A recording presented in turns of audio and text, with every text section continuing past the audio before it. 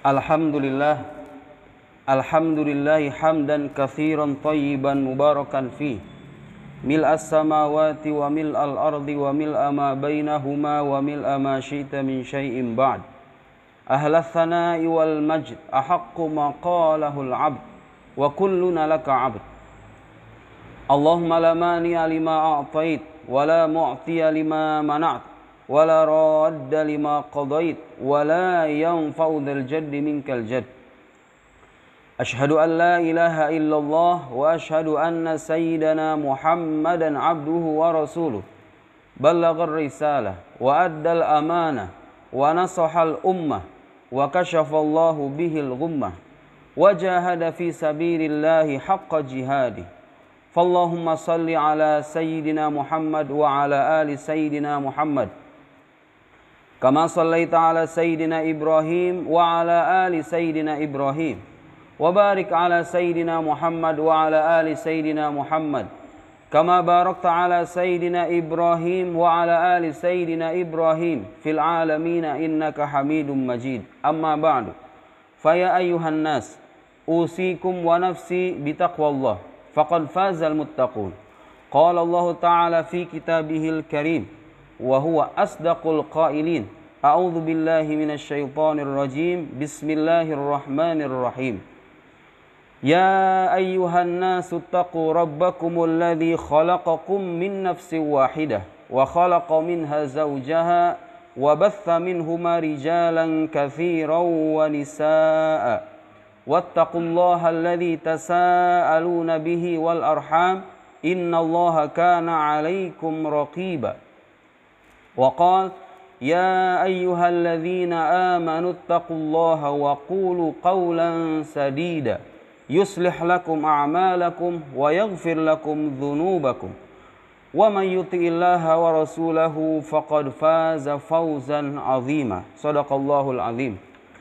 Hadirin sidang salat Jumat yang dirahmati Allah, di antara kenikmatan tertinggi yang Allah karuniakan kepada kita ialah ketika Dia mentakdirkan kita sebagai hamba-hambanya yang beriman tanpa kita minta. Kita tidak minta kepada Allah untuk dilahirkan sebagai muslim dan mukmin, tapi Allah mentakdirkan itu sebagai bentuk kasih sayangnya kepada kita semua. Dengan adanya keimanan itu, Allah menjanjikan kita kenikmatan sorga. Dan dengan adanya keimanan itu pula kita bisa meraih kebahagiaan selama kita hidup di alam dunia.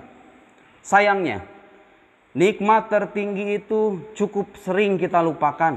Karena itu, pada kesempatan kali ini mari kita sama-sama merenungkan, menyadari sekaligus mensyukuri nikmat iman dan Islam yang telah Allah karuniakan kepada kita semua.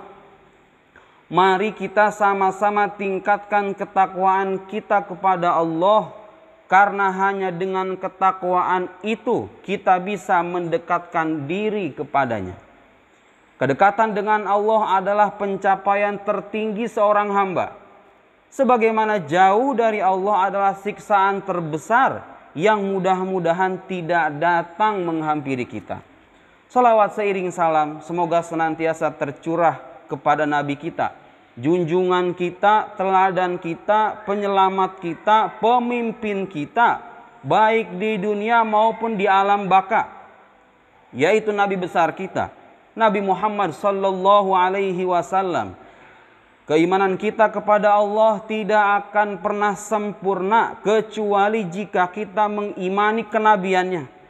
Dia menyayangi kita dengan kasih sayang yang melampaui kasih sayang orang tua kepada anak-anaknya. Tanpa kehadirannya kita tidak akan mengenal Islam, tidak akan mengenal iman, tidak akan tahu mana yang benar, tidak akan tahu mana yang salah. Tanpa kehadirannya manusia akan tenggelam dalam kegelapan dan tak akan pernah mengenal cahaya keimanan yang memancar dengan terang benderang. Semoga Allah Subhanahu wa Ta'ala senantiasa melimpahkan rahmat kepadanya. Dan semoga kelak kita diperkenankan oleh Allah Subhanahu wa Ta'ala untuk mendapatkan keagungan syafaatnya. Allah lah satu-satunya tempat kita bersandar, dan Nabi adalah satu-satunya jalan bagi kita untuk menempuh jalan kehidupan yang benar. Hadirin sidang sholat Jumat yang dirahmati Allah, kita semua sudah sepatutnya mengaku di hadapan Allah bahwa dosa kita jauh lebih berlimpah ketimbang amalan kebaikan kita.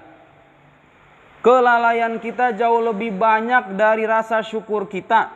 Kemaksiatan kita tak akan pernah sebanding dengan ketaatan kita.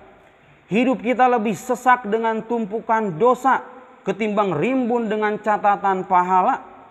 Kita semua adalah makhluk-makhluk yang lemah, mudah dikuasai oleh hawa nafsu, juga gampang terhasut oleh bisikan-bisikan setan.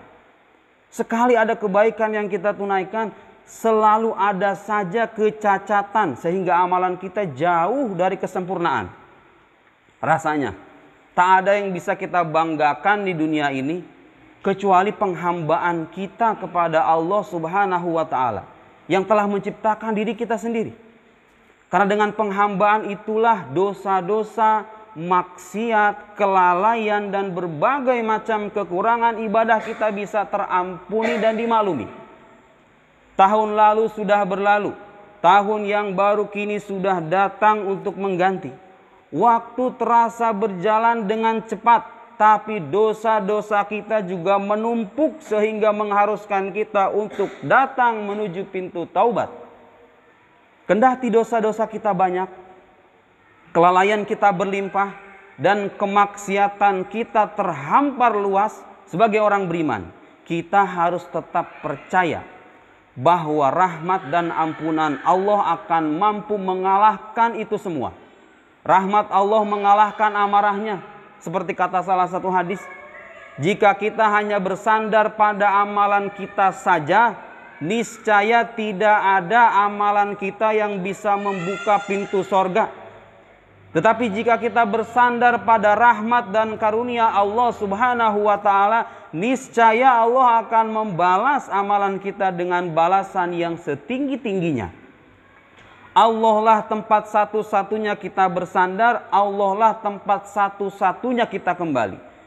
Pintu pertaubatan Allah tidak pernah tertutup, tapi sayangnya kitalah yang suka menutup diri dari pintu pertaubatan itu. Kadang kita malas atau bahkan sama sekali tidak tergerak untuk melakukan taubat. Padahal sebanyak apapun dosa kita, setinggi apapun kemaksiatan kita, Allah Subhanahu wa taala akan menyambut pertaubatan kita dengan kucuran rahmat dan kasih sayangnya. Dalam sebuah hadis qudsi, Allah Subhanahu wa taala berfirman, "Ya ibna Adam, innaka ma da'autani wa rajautani ghafartu laka ala ma kana minka wala ubali." Ya ibna Adam, law balaghat dhunubuka ananas sama thumma astaghfartani ghafartu lak. Ya ibna Adam, law ataitani bi qurabil ardi khotoya thumma laqitani la tusyriku bi syai'a la ataituka bi qurabiha maghfirah. Hadis riwayat Imam Tirmizi. Wahai anak cucu Adam, sesungguhnya jika engkau senantiasa berdoa dan berharap kepadaku, kata Allah, niscaya aku akan mengampuni semua dosa-dosamu dan aku tidak peduli. Wahai anak Adam, kalau seandainya dosamu setinggi langit, kemudian engkau memohon ampunan kepadaku, niscaya aku akan memberikan ampunan kepadamu dan aku tidak peduli. Wahai anak Adam, seandainya engkau menghadap kepadaku dengan membawa dosa sepenuh bumi, kemudian engkau berjumpa denganku dalam keadaan tidak menyekutukanku dengan sesuatu apapun, niscaya aku akan mendatangimu dengan ampunan sepenuh bumi pula. Hadis ini, hadirin sekalian, selayaknya membuka ruang harapan dalam diri kita. Meskipun kita hidup dengan lumuran dosa dan minus pahala, harapan akan ampunan Allah yang keluasannya tidak akan pernah terbayang dalam benak umat manusia. Allah akan mengampuni semua dosa-dosa kita selama kita punya perasaan yang jujur, niat yang tulus, dan tekad yang kuat untuk kembali kepadanya semata. Dan menyesali semua kesalahan dan kekhilafan kita. Sebesar apapun dosa kita, ampunan Allah jelas lebih besar. Sebanyak apapun kesalahan kita, tak layak bagi kita untuk berputus asa dari rahmat-Nya. Karena sejatinya Allah senang ketika kita bertobat dan kembali kepadanya. Ya, Allah tidak suka dengan perbuatan dosa, tapi Allah senang dengan pertaubatan yang jujur dari hamba-hambanya.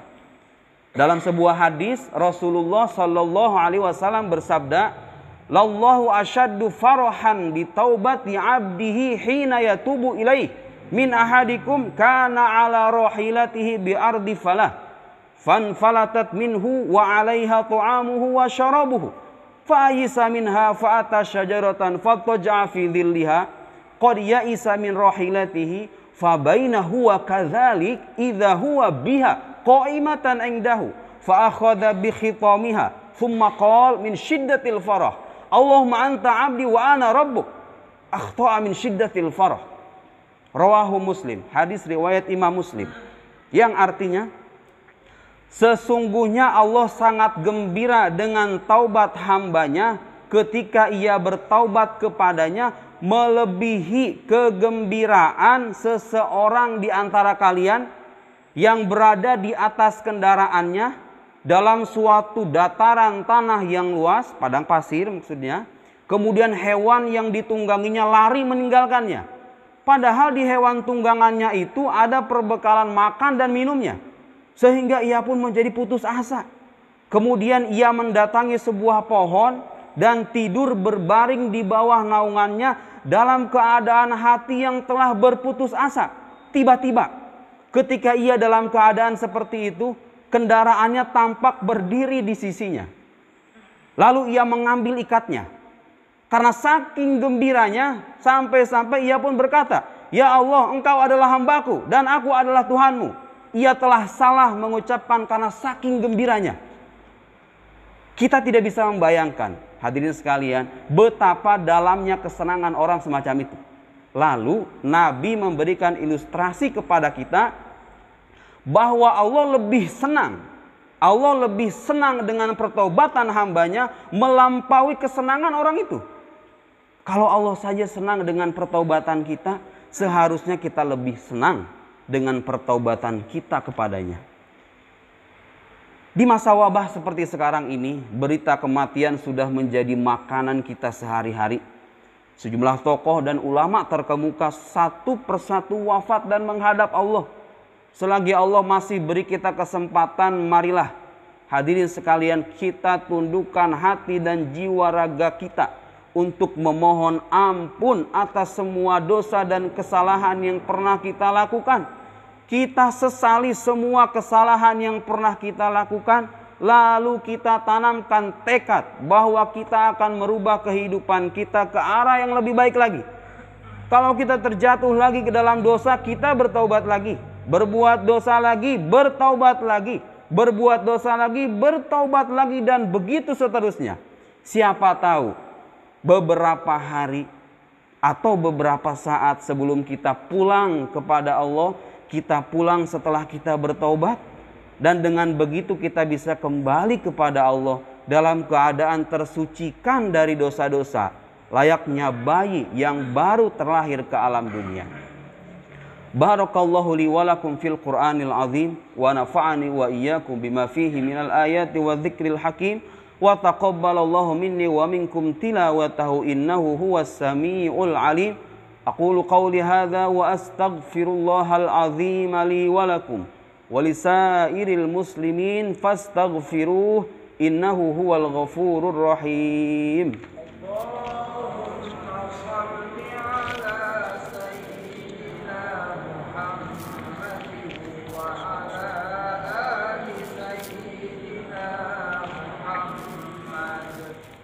Alhamdulillahilladzi hadana lihadza wa ma kunna linahtadiya laula an hadanallah. Asyhadu an la ilaha illallah wa asyhadu anna sayyidana Muhammadan abduhu wa rasuluh. Allahumma salli ala Sayyidina Muhammad wa ala ali Sayyidina Muhammad. Qala Allah Ta'ala fi kitabihil karim. Ya ayyuhalladzina amanu taqullaha haqqa tuqatih wa la tamutunna illa wa antum muslimun. Allahumma ighfir lil muslimina wal muslimat wal mu'minina wal mu'minat al ahya'i minhum wal amwat bi rahmatika ya arhamar rahimin. Allahumma la tada' lana fi maqamina hadza dhanban illa ghafartah wala hamman illa farajtah wala hajatan hiya laka ridwan illa qadaitaha wa yassartaha ya arhamar rahimin. Allahumma ansurna fa innaka khairun nasirin waftah lana fa innaka khairul fatihin waghfir lana fa innaka khairul ghafirin warhamna fa innaka khairur rahimin warzuqna fa innaka khairur raziqin wahdina wa najjina minal qaumidh dhalimin. Allahumma adfa'anna al-ghala wal bala wal waba wal fahsya wal munkar wal bagh was suyuf al mukhtalifata wasyada'ida wal mihan ma dhahara minha wa ma batan min baladina hadha khassah wa min sa'iri buldanil muslimina 'ammah innaka 'ala kulli syai'in qadir.